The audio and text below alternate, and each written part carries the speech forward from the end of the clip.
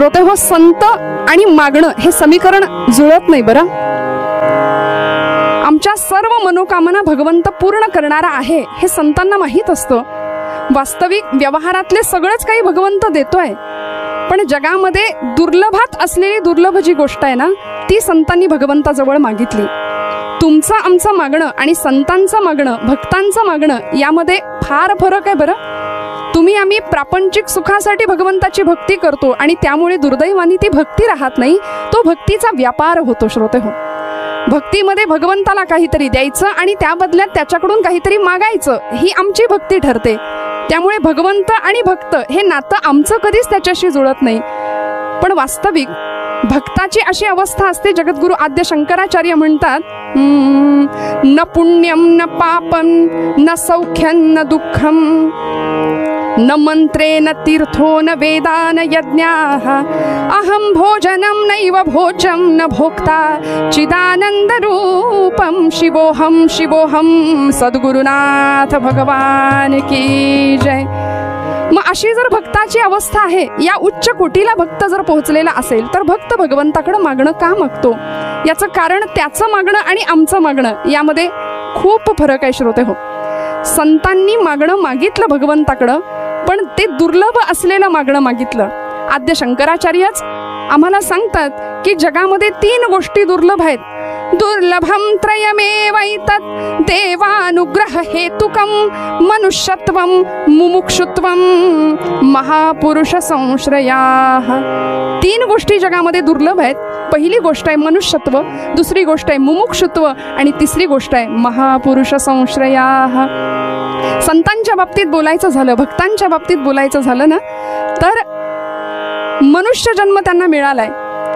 मुमुक्षुत्व जे आम्हाला नाहीये पण संतांकडे आहे. मोक्षाची इच्छा असणं म्हणजे मुमुक्षुत्व, संतांना ती होती, ती आहे. आणि तिसरी गोष्ट महापुरुष संश्रयः, उत्तमोत्तम सत्पुरुषांचा, साधूंचा, महापुरुषांचा संग लाभणं ही जगातली सगळ्यात मोठी दुर्लभ अशी गोष्ट आहे.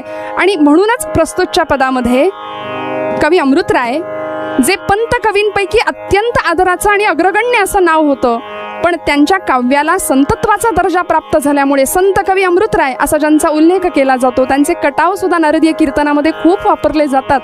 या अमृतरायांचं प्रस्तुतचं पद आहे, भगवंताकडे मागणं मागतायत, दे रे हरी संत पदाची जोड, दे रे हरी संत पदाची जोड.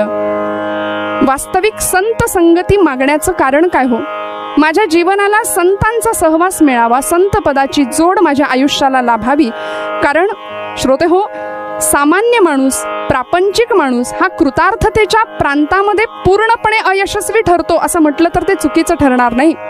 कारण समाधान कुठेच नाही. प्रत्येक गोष्टीची संसारामध्ये उणीव ही असतेच, आणि उणीव नसेल तर तो संसार असूच शकत नाही.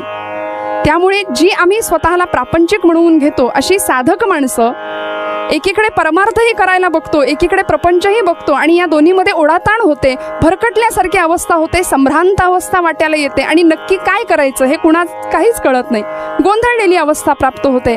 अशा वेळी संत आम्हाला सन्मार्गदर्शन करतात, आणि संतांनी दाखवलेल्या मार्गाला आम्ही धर्म म्हणतो. श्रोते हो, वास्तविक धर्माच्या व्याख्या बऱ्याच केल्या, अनेक मतमतांतर इथे झाली. धर्म ही अफूची गोळी आहे असं म्हणणारा कार्ल मार्क्स इथे येऊन गेला. धर्म हा शब्द उच्चारला की सामाजिक स्वास्थ्य सध्या बिघडतंय. पण खरं सांगू, धर्म या शब्दाचा खरा अर्थ यक्षप्रश्न प्रकरणामध्ये धर्मराजांनीच सांगितलेला आहे. यक्षप्रश्न प्रकरण महाभारतामध्ये यक्षांनी धर्माला प्रश्न विचारला होता, धर्मा जीवनाची दिशा काय असावी? धर्मराजांनी एका शब्दात या प्रश्नाचं उत्तर दिलं होतं. आणि खरं आहे श्रोते हो, मोठ्यात मोठ्या प्रश्नाचं उत्तर कमीत कमी शब्दात जो देतो ना, त्याला म्हणायचं उत्तम विद्यार्थी. म्हणून चौकशी ऑफिसवर, एसटी स्टँडवर बोर्ड असतो ना, आपलं म्हणणं थोडक्यात सांगा. कमी शब्दामध्ये खूप मोठा भावार्थ धर्मराजांनी सांगून दिला. जीवनाची दिशा काय असावी हा प्रश्न होता. धर्माने उत्तर दिलं, संत. संत हीच जीवनाची दिशा आहे, आणि संत आम्हाला सन्मार्गदर्शन करतात. मी नेहमी सांगते, आमच्या भारतभूमीचं भाग्य एवढं मोठं आहे श्रोते हो. आम्ही भाग्यवान आहोत की या मातीमध्ये आमचा जन्म झाला. परमेश्वराने आम्हाला इथे नरदेह रूपाने जन्माला घातलं.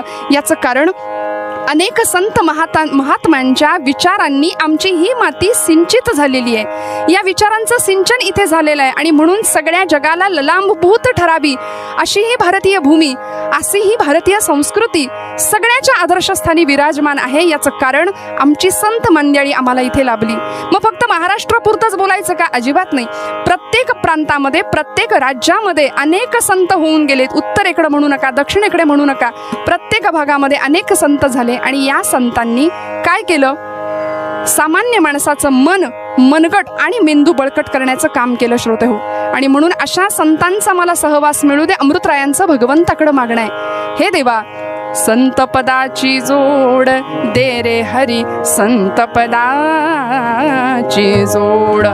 त्यामुळे काय होईल हो?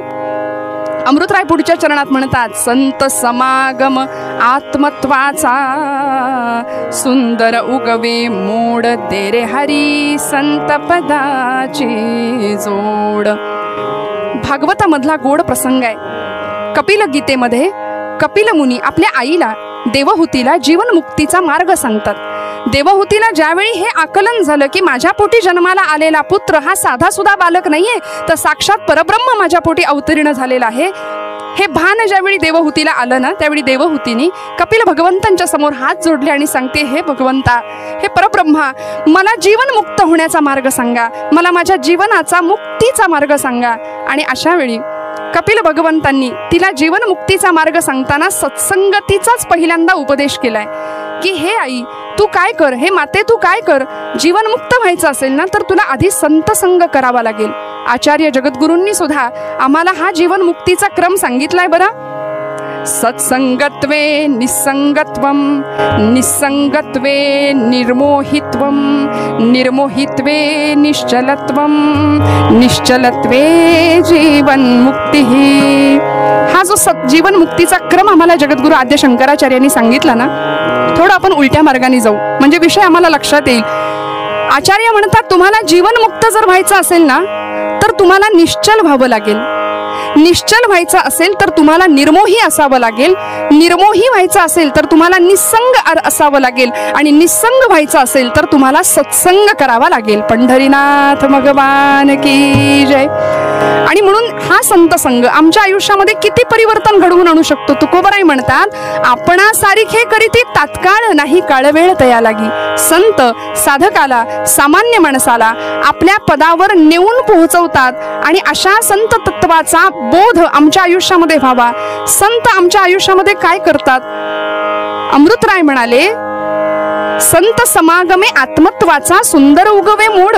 श्रोते हो, आज कलियुगाचा महिमा असा आहे की कली स्वतःचं भान दुसऱ्याला देऊन टाकतो. माणूस स्वत्व विसरला, स्व विसरून टाकला आणि भगवंताला नेमका स्व द्यावा लागतो. ब्रह्मचैतन्य गोंदवलेकर महाराजांचं प्रसिद्ध वाक्य आहे. महाराज म्हणायचे की भगवंताला सर्वस्व अर्पण करावं लागेल. एक वेळ सर्व नाही दिलं तरी चालेल, पण म्हणाले स्व द्या. आणि हा स्व आम्ही विसरून गेलोय. मी कोण आहे, मी कुठून आलोय, मला कुठे जायचंय हे आम्हाला कळावं लागेल. आणि ते कळत नाही, याकरताच आमची भरकटलेली अवस्था आहे. जीवन मृत्यूच्या चक्रामध्ये पुन्हा एकदा पुनरपि जननम पुनरपि मरणम पुनरपि जननी जठरे शयनम इह संसारे खलु दुस्तारे कृपया पारे पाहि मुरारे भज गोविंदम भज गोविंदम भज गोविंदम. मूढमते आचार्य म्हणतात की हे चक्र आम्हाला सुटलेलं नाहीये. या चक्रामध्ये आमची पुन्हा पुन्हा पुन्हा पुन्हा अडकणूक होतीये. याचं कारण असं आहे की आम्ही स्वतःला विसरलो. श्रोते हो, अद्वैत शास्त्राचा पायाभूत सिद्धांत आहे की ब्रह्मसत्यं जगन मिथ्या जीवो ब्रह्मैव नापरः. ब्रह्मसत्य आहे, जग मिथ्या आहे. आणि जीव हा ब्रह्माचाच अंश आहे. त्या परब्रह्म स्वरूपाचा अंश असलेला जीव मात्र कायम दुःखी आहे. आणि जीवाला दुःख होण्याचं एकमेव कारण समर्थ रामदास स्वामी म्हणतात, मी करता ऐसे म्हणसी तरी तू दुःखी होशी. श्रीराम करता म्हणता पावसी यश कीर्ती प्रताप.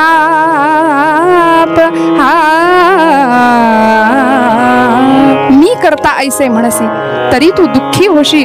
बस भगवंताला करते पण द्यावं. संत आम्हाला हे शिकवतात श्रोते हो. आमच्या ठिकाणचं आत्मभान जागृत करण्याचं काम संत करतात. कारण दुर्दैवानी आमची स्वतःची ओळख आम्ही विसरून गेलो.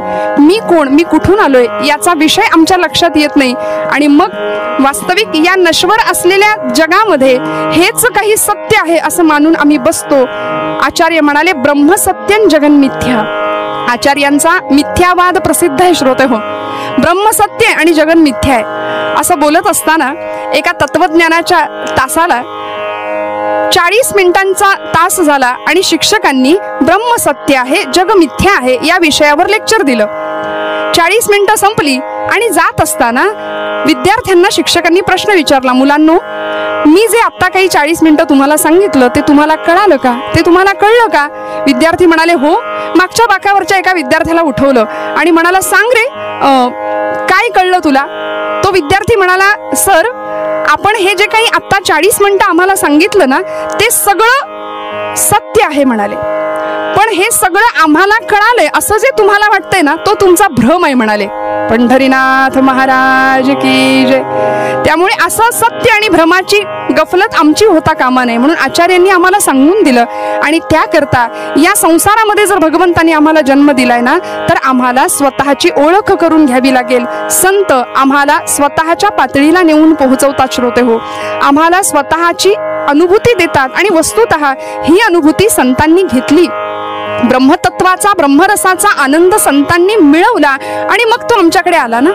तुकोबरायांनी 5 तास कीर्तन करावं, पोट भरून कीर्तन करावं. पूर्वी 5-5 तास कीर्तन व्हायची. श्रवण भक्ती, पोट भरून श्रवण भक्ती व्हावी आणि मग कीर्तन झाल्यानंतर पांडुरंगाने तुकोबरायांना असं समोर येऊन आलिंगन द्यावं, म्हणावं या तुकोबा या. कडकडून मिठी मारावी, ये हृदयीचे ते हृदयी, हृदया हृदय भिडले, ये हृदयीचे ते हृदयी झाले, द्वैत न मोडिता केले आपण आईसे. आणि म्हणून संतांचा अधिकार एवढा मोठा आहे.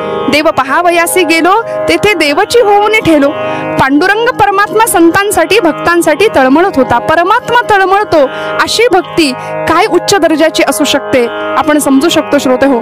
म्हणून अमृतराय म्हणतात की संत समागमामुळे काय होणार आहे, माझ्यातलं आत्मतत्व जागृत होणार आहे.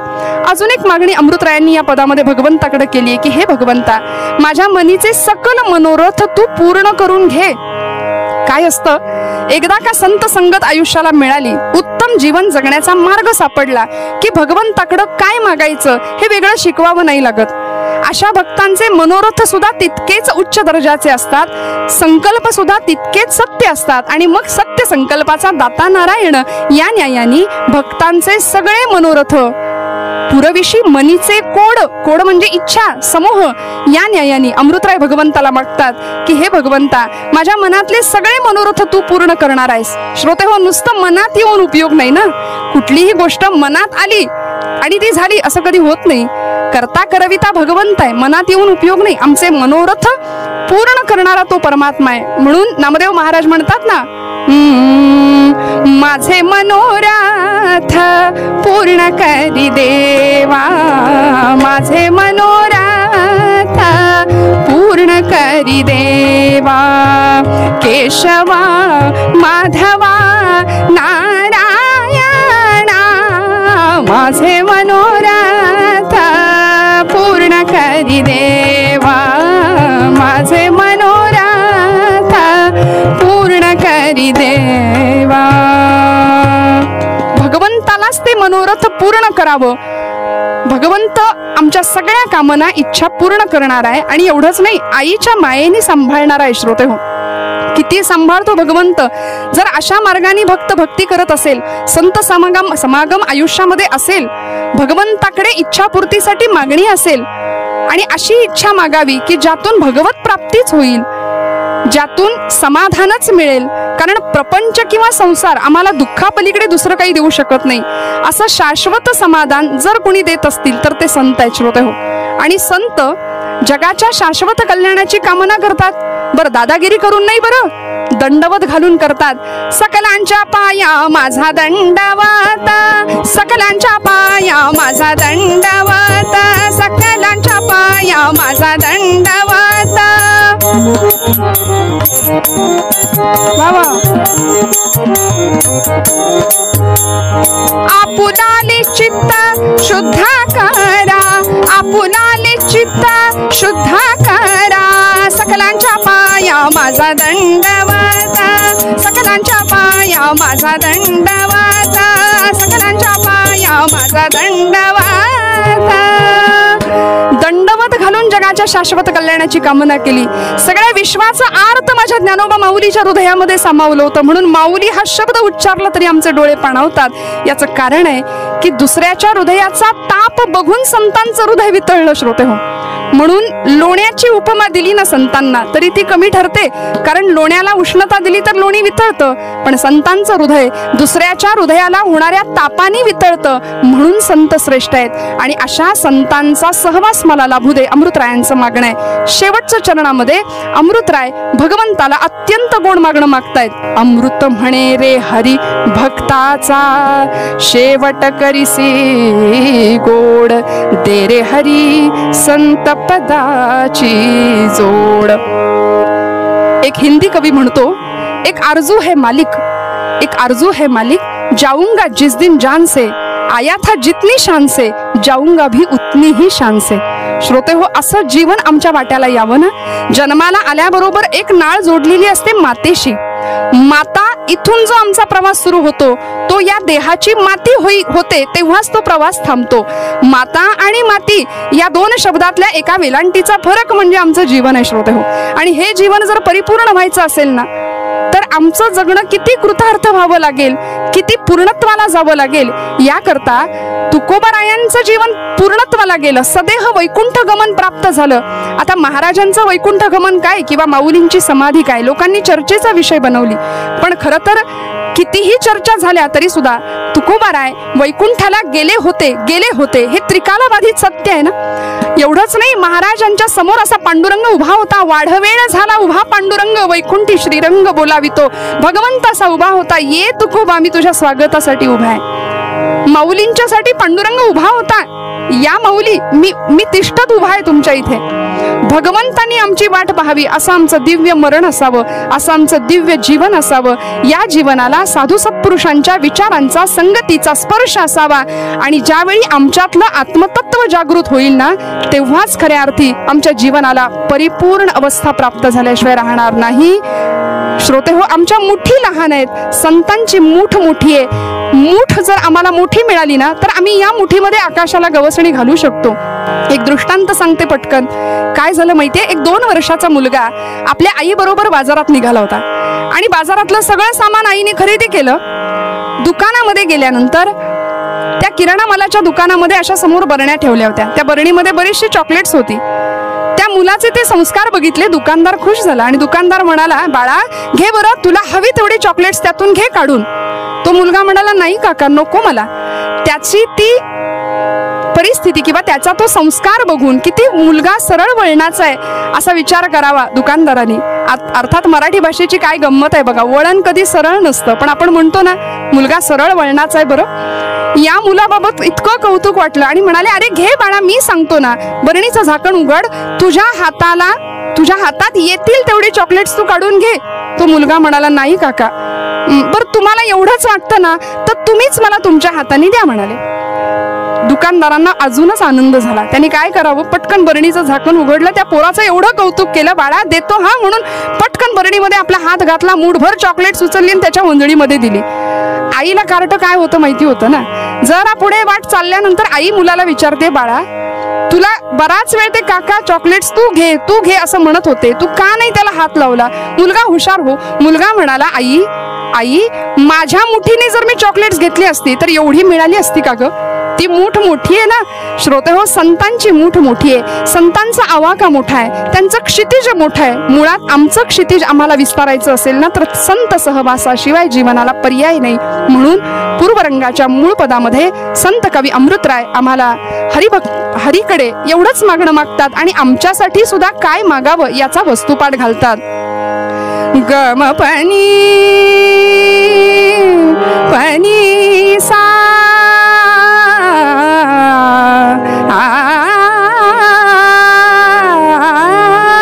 संत पदाची जोड दे रे हरी पदाचे जोड दे रे हरी संत पदाचे जोड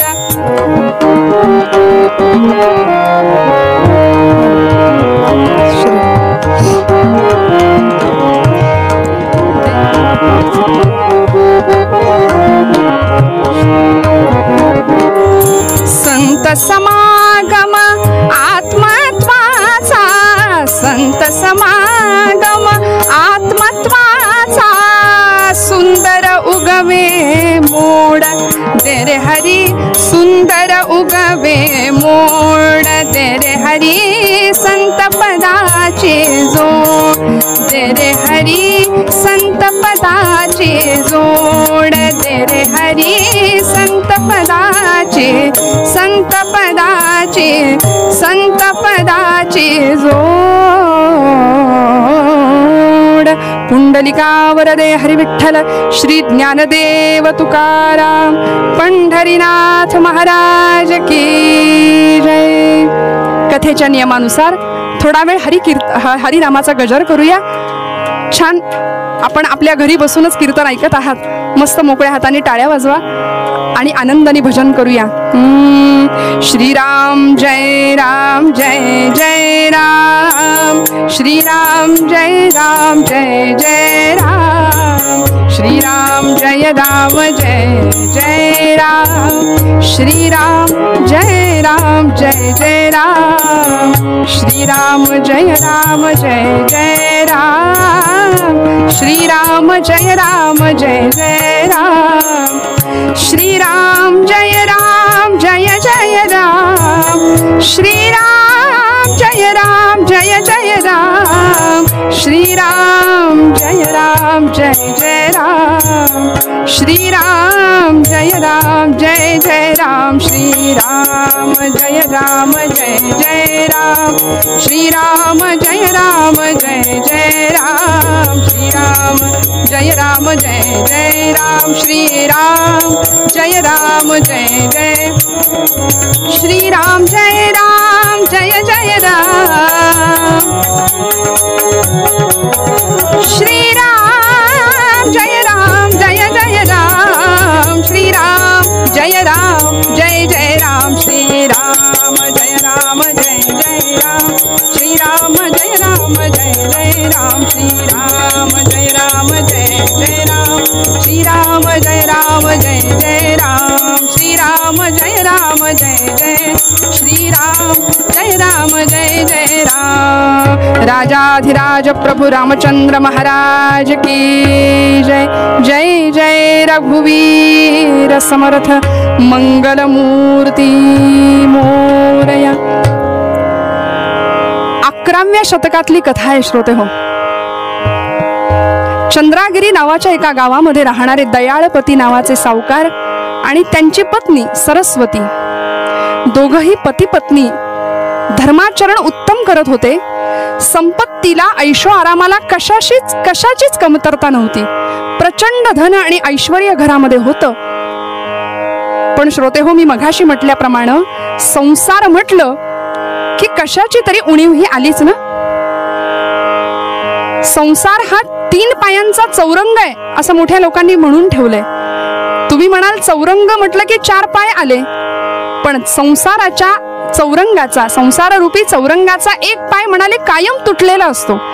कारण संसार म्हटलं की संसार हे तो दुःखाची बांधवडी. संसार दुःखमुळ चहूकडे इंगळ, विश्रांती नाही कोठे, रात्रंदिन तळमळ. अखंड तळमळ आहे संसार म्हटलं की. आणि या प्रपंचामध्ये, या संसारामध्ये रात्रंदिवस मनुष्य धडपडतोय, झटतोय. सकाळी उठल्यापासून रात्री झोपेपर्यंत अखंड धावपळ सुरू आहे. आमचे जुने कीर्तनकार म्हणायचे, धडपडेपर्यंत धडपड भगवंत मनुष्य करतो, पण तरी सुद्धा सुख काही केल्या मिळत नाही. संसाराचं हे वैशिष्ट्य आहे श्रोते हो. आणि असा या दोघांचा संसार चालू आहे, उभयता पती पत्नींचा. पण या संसारामध्ये प्रचंड ऐश्वर्य, नावाप्रमाणेच दयाळपती हे नाव होतं ना, नावाप्रमाणे दयाळू अंतःकरण होतं. आणि पूर्वीची नावं अशी होती, नावापाठीमागं कार्याचं वलय असायचं. नाव उच्चारलं की मनुष्याचा स्वभाव गुणधर्म लक्षात आला पाहिजे. नावाप्रमाणे दयाळू असलेले सावकार, दयाळपती, पत्नी ही तशी सुशील आणि धर्माचरण करणारी श्रोते हो, जीवनामध्ये आणखी काय असावं हो? उत्तम संसार आहे, संसारामध्ये उत्तम सांपत्तिक स्थिती आहे, सुशील आणि सुंदर अशी पत्नी आहे आणि दानधर्म करण्याची प्रवृत्ती आहे. हे सगळं ज्या संसारामध्ये आहे तिथे कशाची उणीव? पण खरं सांगू, पण हा जर शब्द आला की नाही तर आधीच्या सगळ्या गुणांवर विरजण पडतं.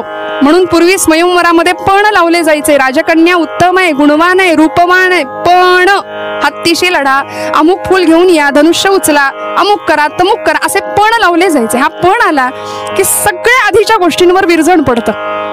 दयाळपती आणि सरस्वतीबाईंच्या या संसाराला खरं तर कशाशीच कमतरता नव्हती, पण एक उणीव होती, ती म्हणजे अपत्य प्राप्ती नव्हती श्रोते हो. आणि स्त्रीसाठी अपत्य जर नसेल ना तर जीवन निरर्थक ठरतं ना. कारण कुठल्याही सण समारंभामध्ये, सोहळ्यामध्ये पुन्हा पुन्हा पुन्हा पुन्हा त्या दुःखाची जाणीव सरस्वतीबाईंना व्हायची. आणि काय अवस्था व्हायची?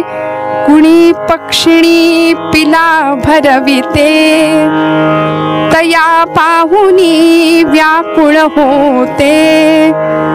काय हे विपरीत रे झाले, पाहुनी वेलीवरची फुले उगा काळीज माझे उले, पाहुनी वेलीवरची फुले, पाहुनी वेलीवरची फुले. वाईट वाटावं, एखादी पक्षीण आणि तिचं बाळ दिसावं, वाईट वाटावं की भगवंतांनी माझ्या बाबतीत हा अन्याय का बरं केला असेल, मलाच का बरं पुत्र संतती किंवा अपत्य प्राप्ती नाही, म्हणून स्वतःच्या नशिबाला दोष द्यावा. पतींनी खूप समजावून सांगावं, सरस्वती बाई ग, ठेविले अनंते तैसेची राहावे, चित्ते असू द्यावे समाधान.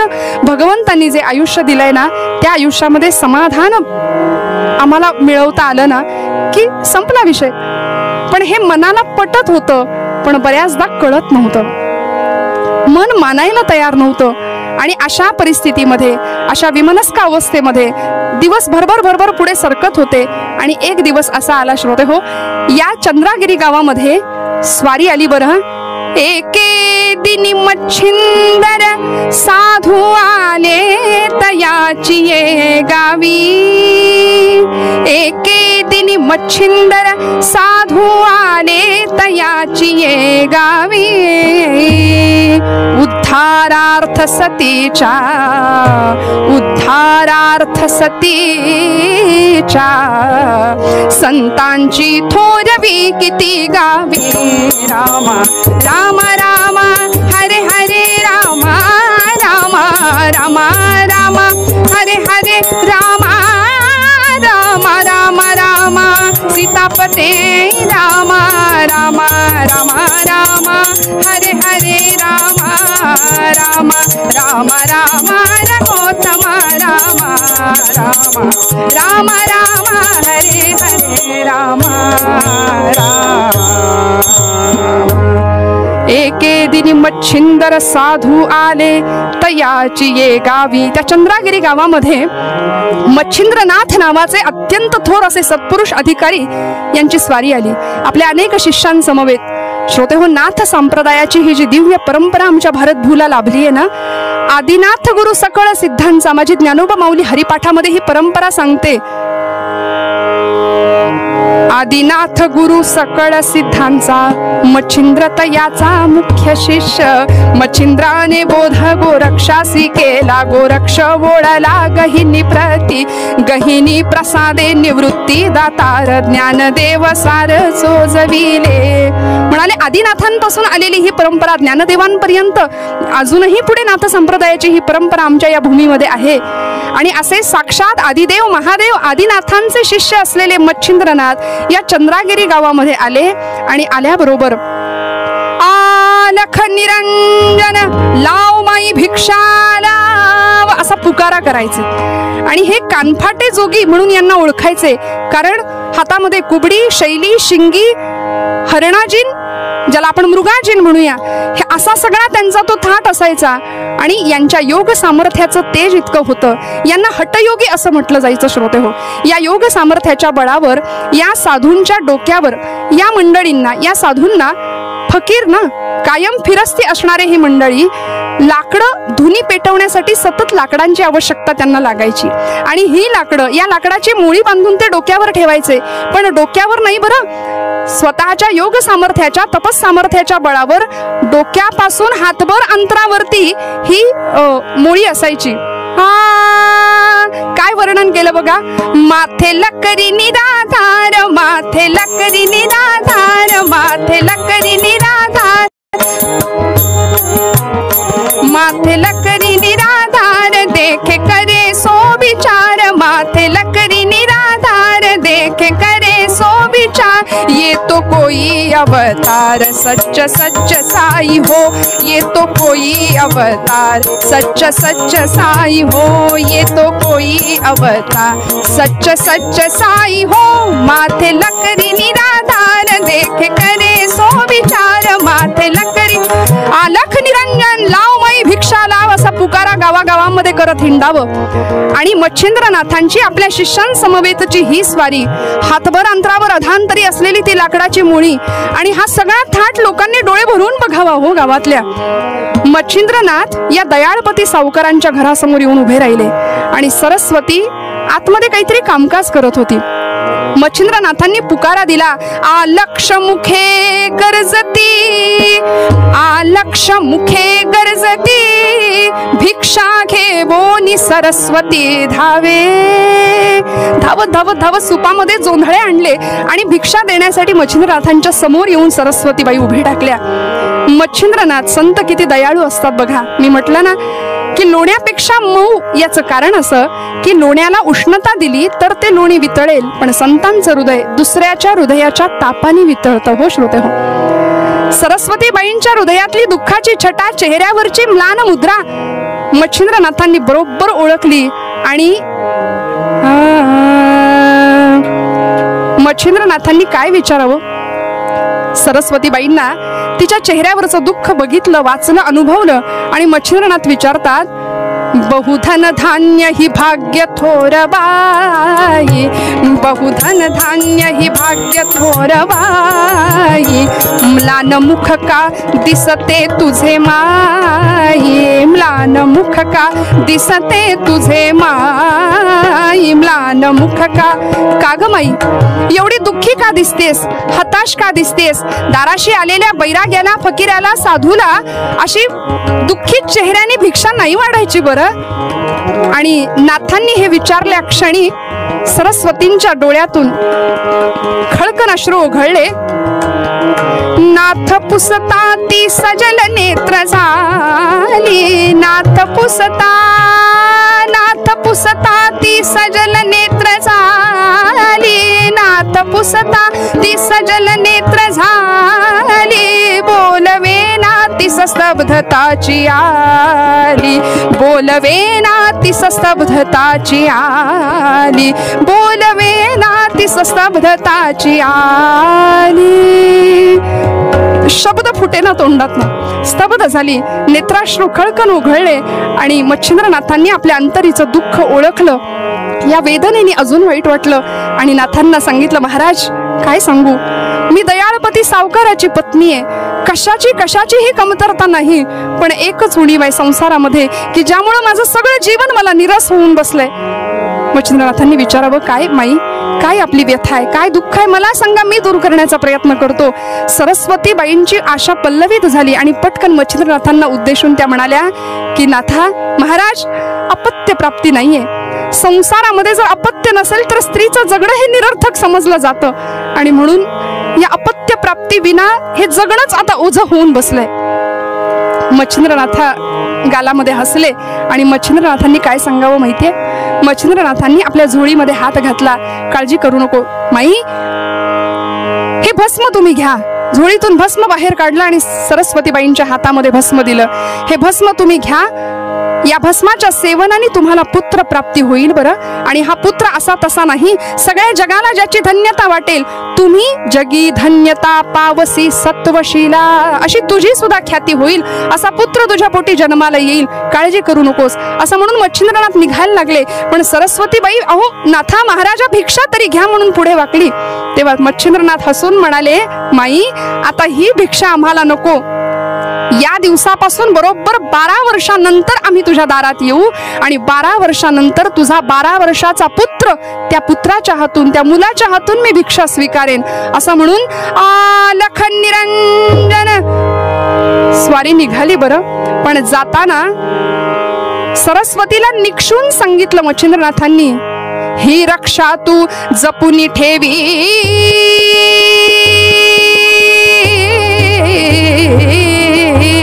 ही रक्षा तू जपुनी ठेवी, ही रक्षा तू जपुनी ठेवी, सेवी त्वत्पती संगे.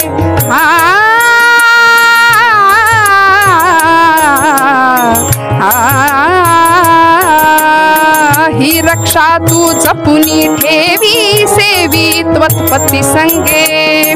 होईल तुझला अवतारी सुत, होईल तुझला अवतारी सुत, होईल तुझला अवतारी सुत, हे मी निक्षुण सांगे. रामा साधुजी राम, राजा राम कहोजी, ही रक्षा तू जपुनी ठेवी, सेवी त्वत्पती संगे. होईल तुझला अवतारी सुत, हे मी निक्षून सांगे. श्रोते हो, संतांचे आशीर्वाद निक्षून सांगून दिलं. खात्री होती, विश्वास होता, 12 वर्षानंतर या मुलाच्या हातून मी भिक्षा घेणार आहे. संत सत्पुरुषांचे आशीर्वाद खरे ठरतात. याचं कारण मच्छिंद्रनाथांनी या आशीर्वादासाठी आपलं 12 वर्षांचं पुण्याचं उदक सोडलं होतं. आज कलियुगाचा प्रताप असा आहे की कलियुगामध्ये शापही खरे ठरत नाही, आशीर्वाद कुठले खरे ठरे होणार हो. म्हणून आपल्याकडे म्हण आहे ना, कावळ्याच्या शापानी.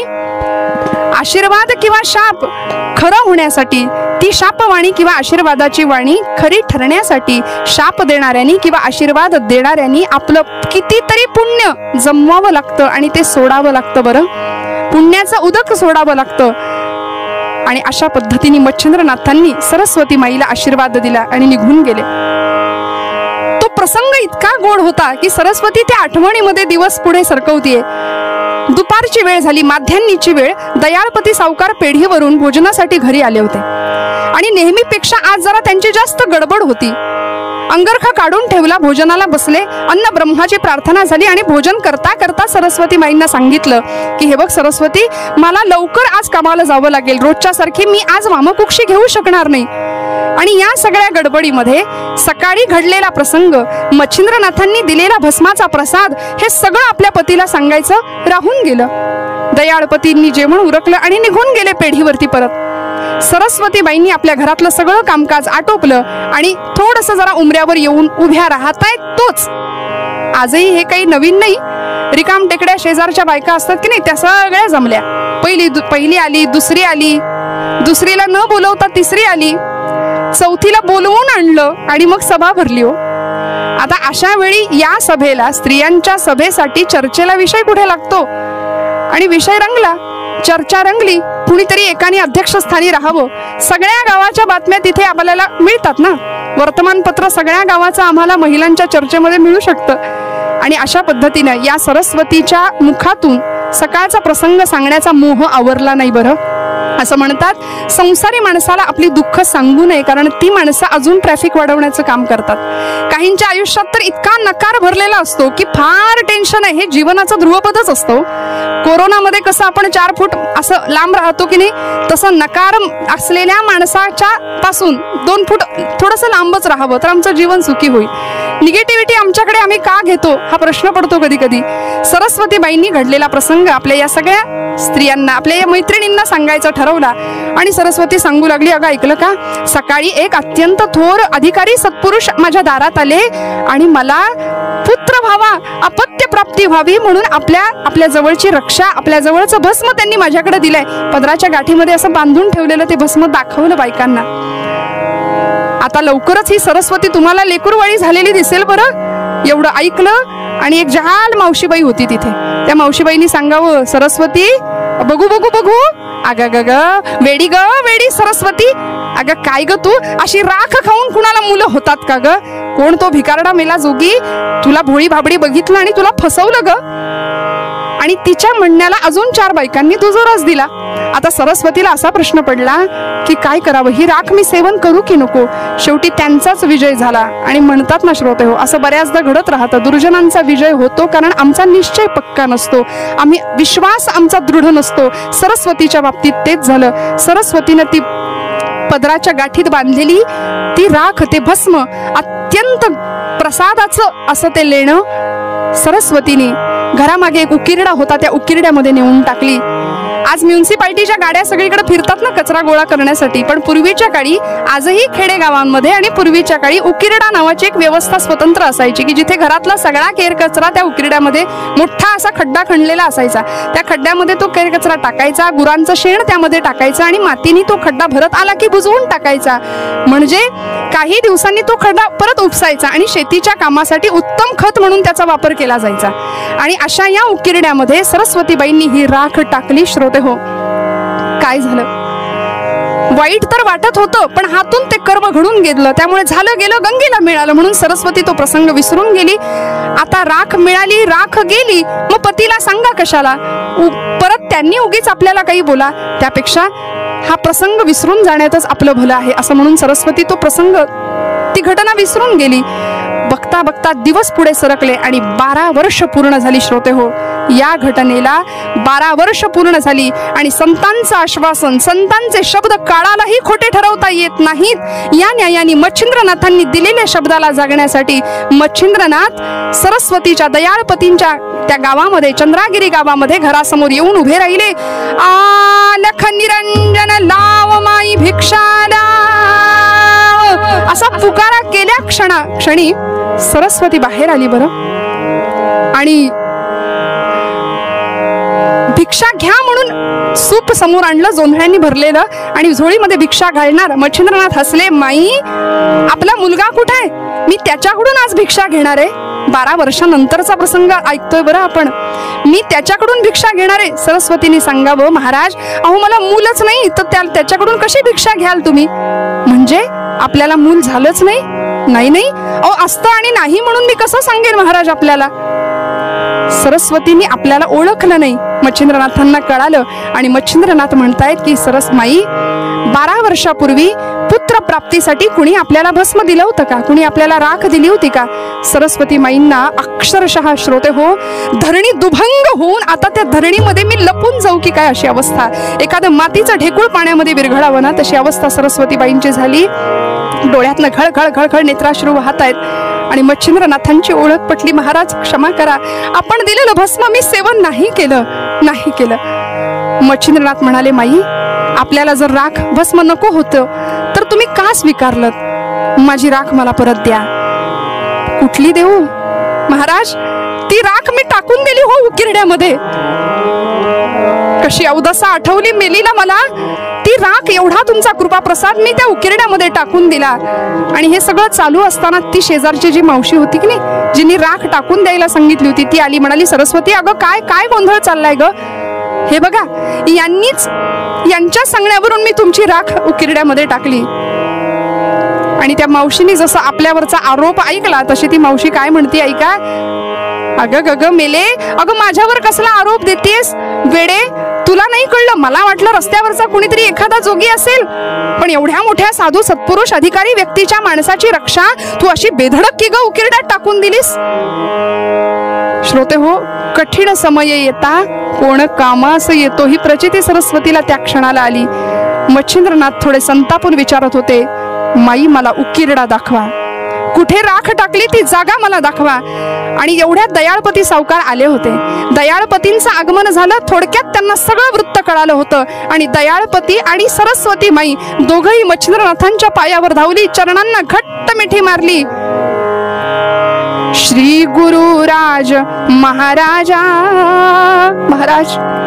आपण विश्वाकार असलेले संत आहात, विश्वात राहत असून सुद्धा विश्वाहून भिन्न आहात. आपला अधिकार थोर आहे महाराज, आम्हाला क्षमा नाही का करणार? आम्हाला आमच्या कृत्याचा पश्चाताप होतोय. श्रोते हो, यालाच म्हणतात दैव देतं आणि कर्म नेतं. पश्चाताप झाला. पश्चातापाने दग्ध झालेली सरस्वती चरणांना मिठी घातली. दयाळपती सुद्धा चरणांशी आलेत आणि सांगतायत महाराज आम्हाला क्षमा नाही का करणार? शरण आलेल्याला आपण अभय देता ना, मग आमच्यावर कृपा नाही का करणार? श्री गुरुराज महाराजा किती अंत दयाळा बघसी. श्री गुरुराज महाराजा किती अंत दयाळा बघसी. श्री गुरुराज महाराजा भागलो आलो चरणाशी, द्या ठाव निज चरणाशी. श्री गुरुराज महाराजा किती अंत दयाळा बघसी.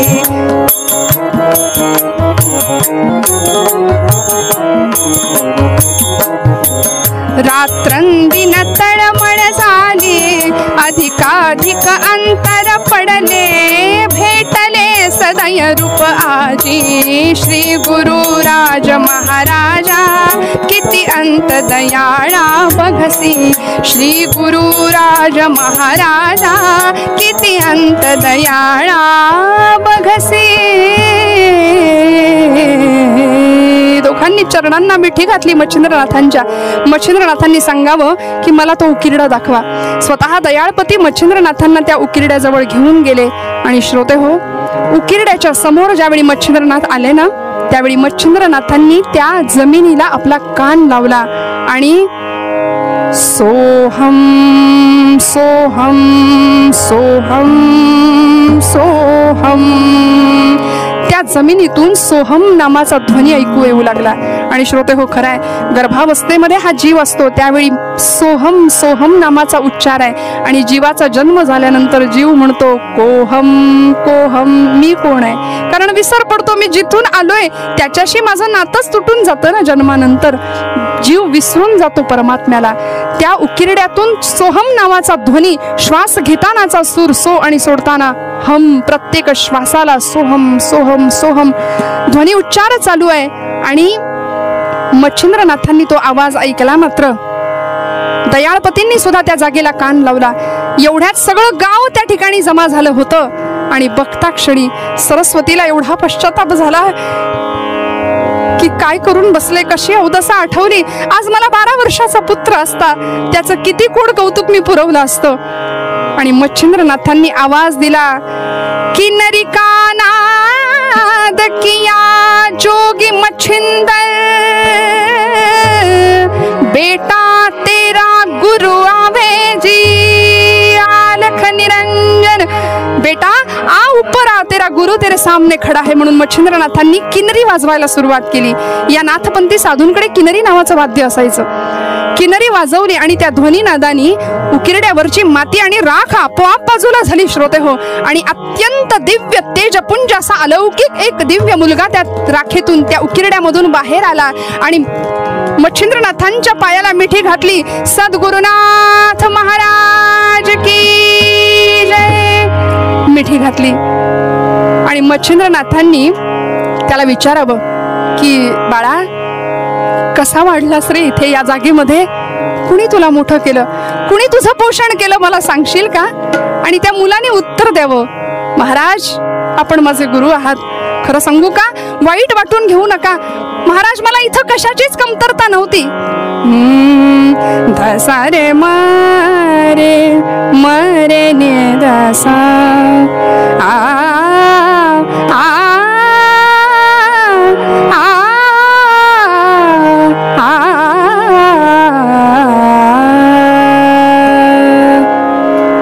मला इथे कशाचीच कमतरता नव्हती गुरुजी.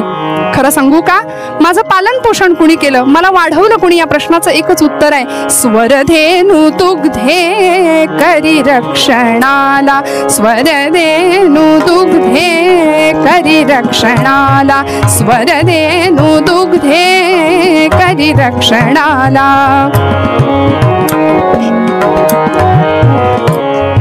स्वरधेनु दुग्धे करी रक्षणाला गोरक्ष हे नाम म्हणून ल्याला गोरक्ष हे नाम म्हणून त्याला स्वरधेनु दुग्धे करी रक्षणाला स्वरधेनु दुग्धे करी रक्षणाला. महाराज, स्वर्गातली कामधेनू माझ्या मला दूध पाजण्यासाठी येत होती. तिच्या दुधावर मी वाढलो, तिच्या दुधावर मी पुष्ट झालो.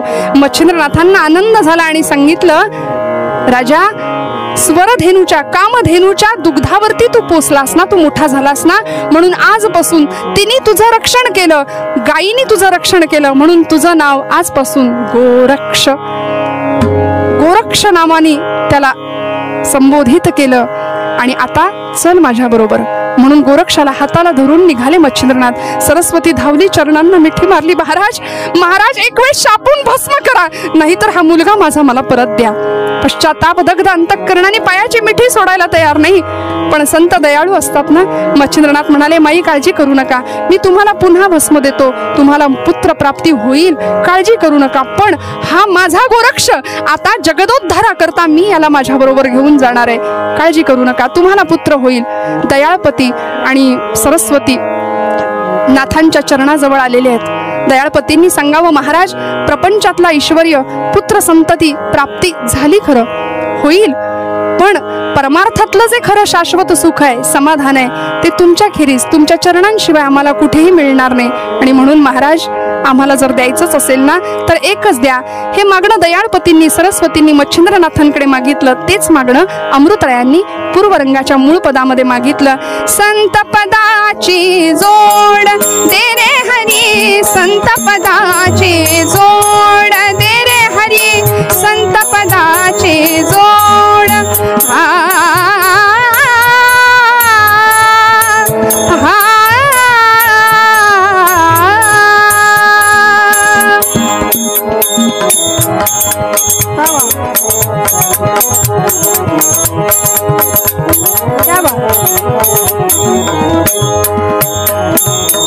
अमृत म्हणे रे हरिभक्ताचा शेवट करिसी गोड, संत पदाची दे रे हरी, संत पदाची जोड दे रे हरी, संत पदाची, संत पदाची, संत पदाची जोड. पुंडलिकावर दे हरी विठ्ठल, श्री ज्ञानदेव तुकाराम.